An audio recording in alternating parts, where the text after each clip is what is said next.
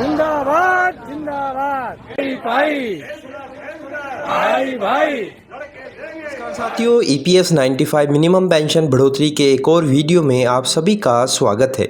साथियों, आज के इस वीडियो में एक महत्वपूर्ण जानकारी आप सभी के साथ में साझा करेंगे, जिसमें एक ईपीएस 95 पेंशनर्स ने सरकार की ओर बहुत ही कड़े लफ्ज़ों में कटाक्ष किया। जी हाँ साथियों, इतने कड़े शब्दों का इस्तेमाल आज तक मैंने खुद अपनी ज़िंदगी में नहीं देखा, जितने कड़े शब्दों में इस ईपीएस 95 पेंशनर्स ने कटाक्ष किया है भारत सरकार और पेंशनर्स के प्रति। तो साथियों, आज के इस वीडियो में हम इसी जानकारी को आप सभी के साथ में साझा करेंगे। वीडियो बहुत ही इंपॉर्टेंट होने वाला है।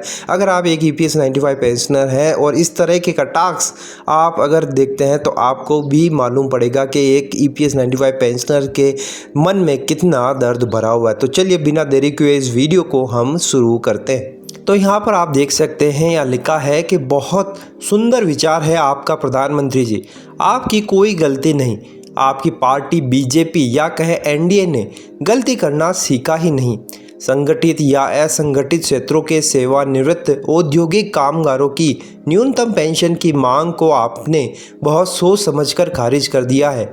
इनकी मांग है न्यूनतम pension 7,500 plus DA with medical facility होनी चाहिए, जबकि वे ऑलरेडी पेंशन पा भी रहे हैं। उनका औसत पेंशन 1117 है भी। ये रकम कम नहीं कही जा सकती है। और अधिक चाहिए क्यों, जितना है काफ़ी है। डीए की मांग नाजायज़ है। यदि आसमान फटता है तो सबके लिए। देश के हर बुजुर्ग नागरिक को महंगाई भत्ता कौन सी सरकार दे सकती है? शायद कोई नहीं। फिर मोदी की सरकार क्यों ही दे? तो यहाँ पर आप देख सकें कितना कटाक्ष ये भारत सरकार पर कर रहे हैं कि इन बुजुर्गों को चाहिए क्यों ये सरकार से इस पेंशन के लिए लड़ाई कर रहे हैं। जितना सरकार दे रही है वह काफ़ी है। आगे यहाँ पर ये लिखते हैं, कोई इन सेवानिवृत्त कर्मचारियों को पूछे कि इनकी अपनी संतान ही इन्हें अपने घर में पनाह नहीं देना चाहती, फिर देश की सरकार उनके लिए क्या कर सकती है?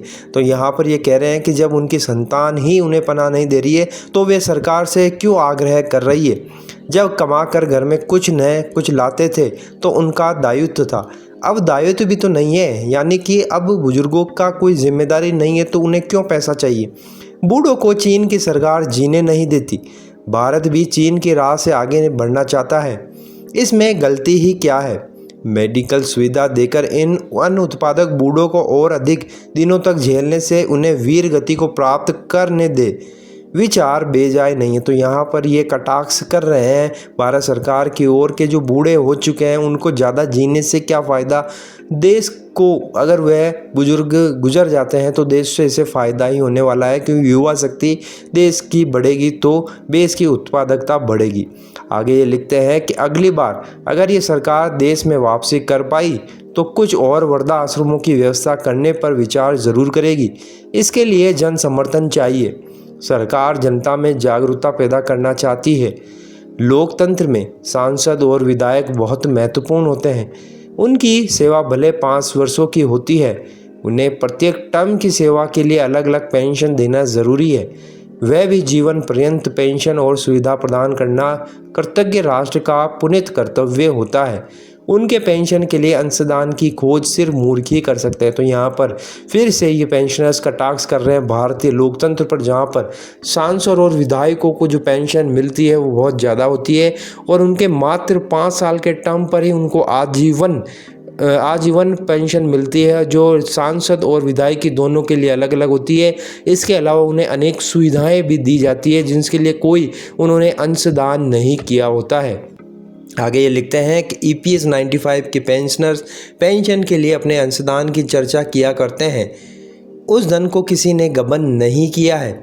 9 लाख करोड़ का कॉर्पस मनी फंड देश के काम में आता है।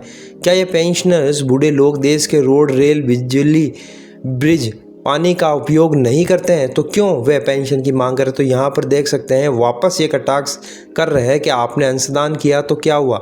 वह जो 9 लाख करोड़ का कॉर्पस पड़ा है वो देश के लिए काम ही तो आ रहा है। और क्या ये बूढ़े लोग उन सभी सुविधाओं का लाभ नहीं ले रहे हैं जो भारत सरकार पहुँचा रही है? चाहे उसमें बिजली, रेल, रोड, पानी, सबका उपयोग तो ये बूढ़े बुजुर्ग कर रहे हैं। बेकार की बातें बनाना इन बैठे ठालों का काम ही है। तभी तो अपने बच्चे भी इनकी कदर नहीं करते, इसलिए सरकार के अहंकार की तरफ उंगली उठाना चाहते हैं। अगर देश की सरकार के मंत्रियों को भी अहंकार नहीं होगा तो क्या इन नंगे भूखे कब्र में पैर लटका रहे कल के बूढ़े कामगारों का होना चाहिए? असल में ये काम के हैं न काज के, फिर भी दुश्मन तो अनाज के हो रहे हैं। ये बात समझ से बाहर है। इन लोगों को न्यूनतम पेंशन 7,500 प्लस डीए की मांग कर बहुत ही गलत कदम उठा लिया है।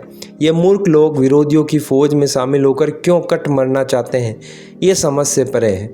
भगवान इन्हें सद्बुद्धि तो दे। तो साथियों, आप देख सकते हैं यहाँ पर किस तरह से इन EPS 95 पेंशनर्स ने भारत सरकार की ओर कटाक्ष किया है अपने शब्दों के द्वारा कि हम लोग जो मांग कर रहे हैं वो एक नाजायज़ है और आपका जो अहंकार है वो बहुत ही सही है और आप देश के लिए सब कुछ कर रहे हैं वो सही है, और हम बुजुर्गों का जो आप अनादर कर रहे हैं वो भी सही है, क्योंकि हम लोगों को कोई पेंशन की ज़रूरत नहीं है, हम बूढ़े लोग हैं और हमें मर जाना ही चाहिए। तो देख सकते हैं आप साथियों कितना दर्द इनकी आवाज़ में भरा हुआ है। शब्दों में इन्होंने कटाक्ष करते हुए भारत सरकार की ओर ये उंगली उठाई है। तो साथियों, आपका इस बारे में क्या ख्याल है, आपकी क्या राय है, कमेंट बॉक्स में आप ज़रूर बताइए। वीडियो आपको अच्छा लगा तो लाइक शेयर ज़रूर कर दीजिएगा। इसी तरह की जानकारी के लिए आप चैनल को सब्सक्राइब करके बेल नोटिफिकेशन ज़रूर हिट कर दिए तो ताकि इस तरह की जानकारी आपसे मिस ना हो। तो फिर मिलते हैं, तब तक के लिए अपना ख्याल रखिए। जय हिंद, जय भारत। पेंशन के रूप में 1171 रुपया मिल रहा है। पूरे सर्विस कार्ड में EPFO के अंदर में हमारा 19 लाख 20 लाख एक कार्मिक है। अगर उसी का ब्याज मिलता तो 15,000 हमारा पेंशन मिलता। आज 1171 रुपया पर मंथ मिलता है। मैडम, ये हम लोग का बहुत बड़ा निपटारा आप लोगों को करना चाहिए। मैडम, 3 बार प्रधानमंत्री जी से वार्ता हुआ। प्रधानमंत्री जी ने कहा हमारा मांग है 60,500 महंगाई भत्ता, पति पत्नी का मेडिकल सुविधा जो EPS 95 ये मांग पूरी होनी चाहिए। सबसे मिले।